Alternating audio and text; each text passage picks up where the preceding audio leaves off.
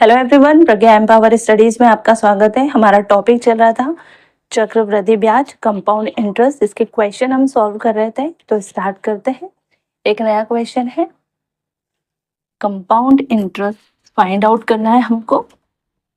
ठीक है, देखिए क्वेश्चन है 1,25,000 रुपए का 8% वार्षिक दर से 9 माह का, ये देखिए 9 माह का चक्रवृद्धि ब्याज ज्ञात करना है। ठीक है, जबकि ब्याज तिमाही देय हो। जो हमारा कंपाउंड इंटरेस्ट है वो कंपाउंडेड है क्वार्टरली। ठीक है, ये क्वार्टरली देय होगा, क्वार्टरली कंपाउंडेड है और जो टाइम है वो 9 महीने है। ठीक है, तो हम स्टार्ट करते हैं। ज्ञात है या दिया है? दिया है लिख सकते हो, ज्ञात है ऐसे कुछ भी लिख सकते हो। क्या है? प्रिंसिपल मूलधन क्या है? प्रिंसिपल 1,25,000 रुपए। ठीक है, रेट ऑफ इंटरेस्ट या दर, ब्याज की दर या रेट ऑफ इंटरेस्ट क्या है? 8% वार्षिक। ये हमेशा वार्षिक ही होती है, रेट ऑफ इंटरेस्ट हमेशा वार्षिक होती है। समय, टाइम या नंबर ऑफ ईयर, ये जो समय होता है वर्षों की संख्या होता है या नंबर ऑफ ईयर्स होता है। कितना दिया है? 9 महीने। अब जब ये 9 महीने होते हैं और टाइम होना कैसे चाहिए? वर्ष में। तो जब ये महीने हैं तो हम इसको क्या करेंगे? वर्ष में कन्वर्ट कर देंगे। तो वर्ष में कन्वर्ट करने के लिए 9 को हम 12 से भाग दे देंगे, तो ये हो गया वर्ष, है ना। ठीक है, अब देखिए, जबकि ब्याज कैसा है? तिमाही देय, यानी क्वार्टरली देना है। हर 3 महीने में क्वार्टरली इसको ब्याज को हमें देना है। तो यहां लिख सकते हो, जबकि ब्याज तिमाही देय है।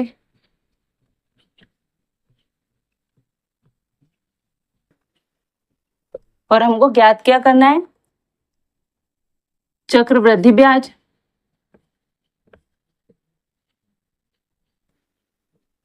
कंपाउंड इंटरेस्ट हमको सीआई क्या करना है? ज्ञात करना है।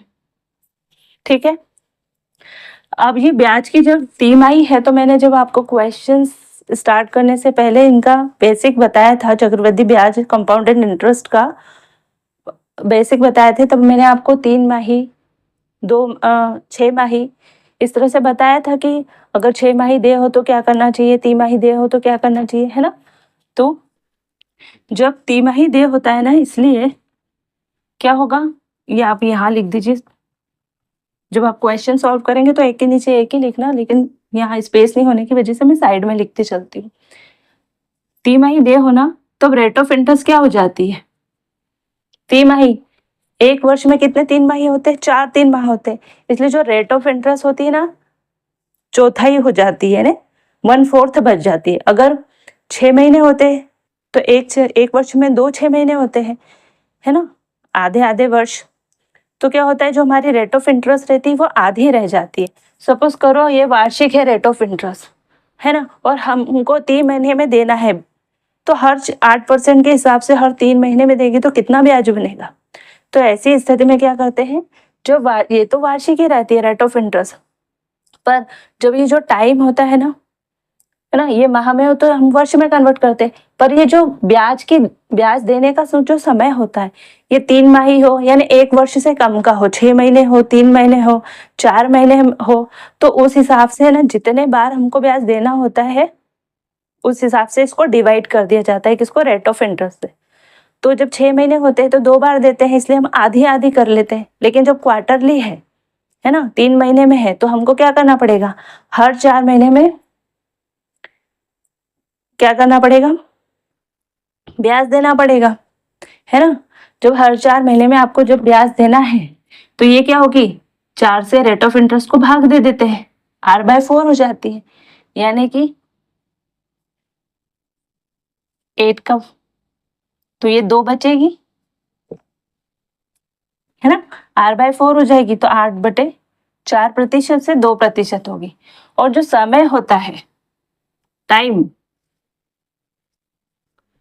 n, वो क्या होता है, जब 1 वर्ष में 1 बार देते हैं, 6 महीने में अगर देना होता है 2 बार देते हैं, पर अगर क्वार्टरली हो तो 1 साल में ब्याज कितने बार देते हैं, 4 बार। तो क्या होता है, ये n है ना, 4 से मल्टीप्लाई हो जाता है, तो 4n हो जाएगा। अब पहले n क्या था, 9/12, है ना, 9/12 वर्ष।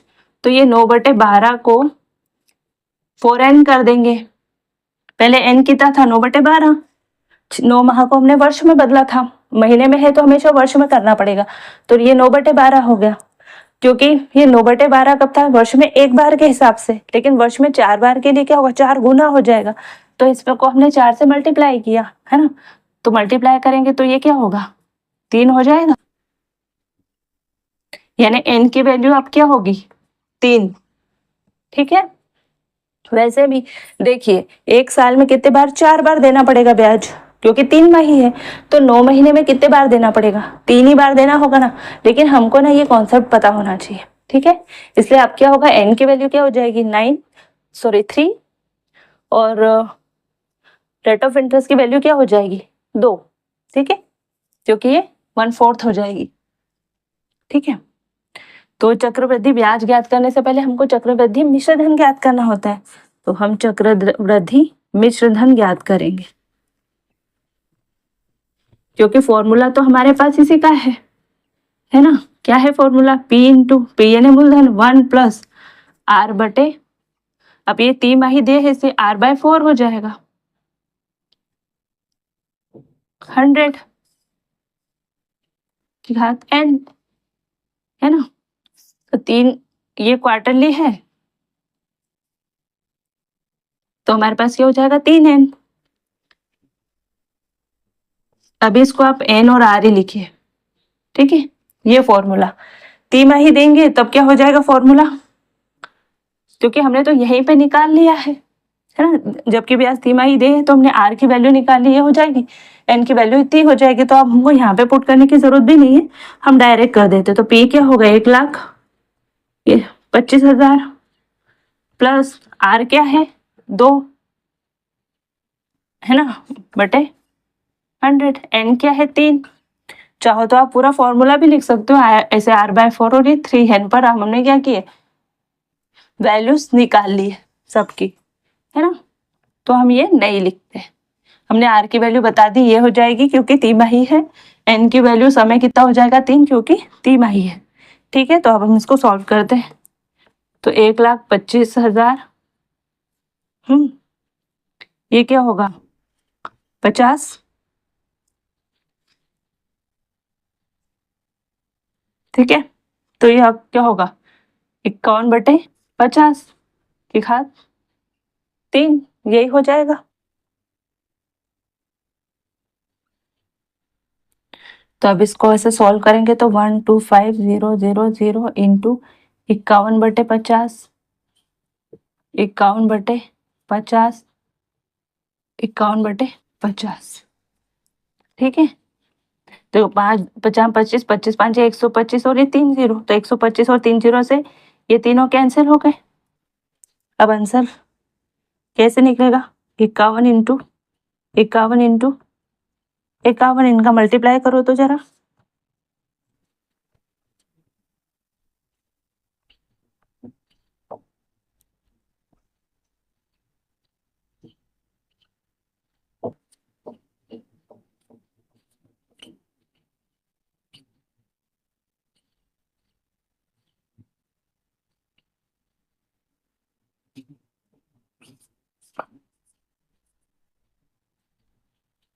ये आ गया, क्या है, 13,265 रुपए, ये क्या है,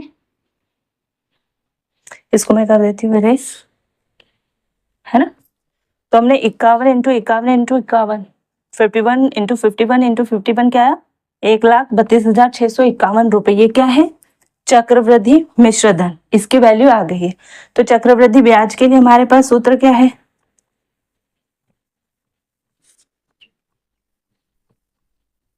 क्या होता है? चक्रवृद्धि मिश्रधन माइनस मूलधन।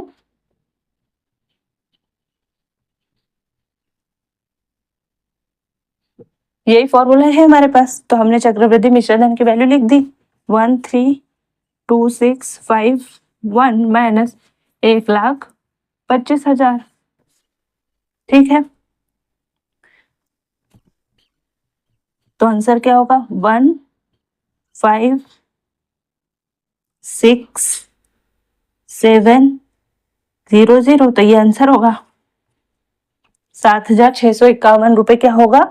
चक्रवृद्धि ब्याज, कंपाउंड इंटरेस्ट क्या होगा? 7,651 रुपए। इस पूरे क्वेश्चन में ट्रिक क्या है? बस 150 रुपए मूलधन, 8% वार्षिक दर, 9 महीने। महीने समय जो होता है महीने में नहीं होता है, वर्ष में होता है, नंबर ऑफ ईयर्स में होता है। तो इसको क्या करना है? वर्ष में कन्वर्ट करने के लिए क्या कर देना है? 12 से भाग दे देना है, तो वर्ष में हो जाएगा। दूसरी चीज ये क्या है? तिमाही देय है। जब तिमाही देय होती है तो क्या होता है? जो रेट ऑफ इंटरेस्ट रहती है ना, 1/4 हो जाती है ना, 1/4 हुई ना, उसकी चौथा हिस्सा हमको देना होता है।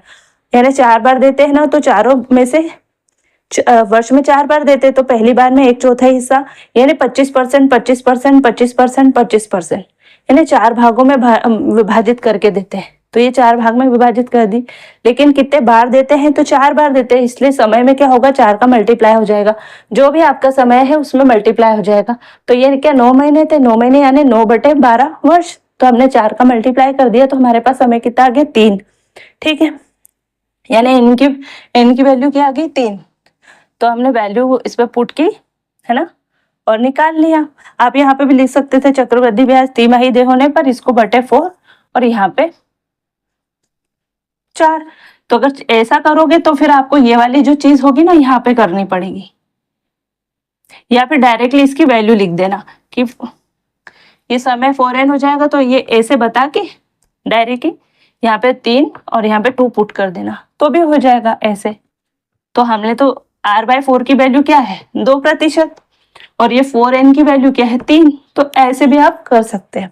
ठीक है, दोनों तरीके सही है, दोनों तरीके सही है ना। फिर चक्रवृद्धि ब्याज का फॉर्मूला क्या होता है? चक्रवृद्धि मिश्रधन माइनस मूलधन। तो मिश्रधन हमने निकाल दिया है, ये मिश्रधन का था, ये वाला जो गणित है मिश्रधन का है, और ये चक्रवृद्धि ब्याज का है। तो मिश्रधन में से मूलधन हटा दिया, बचे ब्याज। तो ये हमारा क्वेश्चन का आंसर है।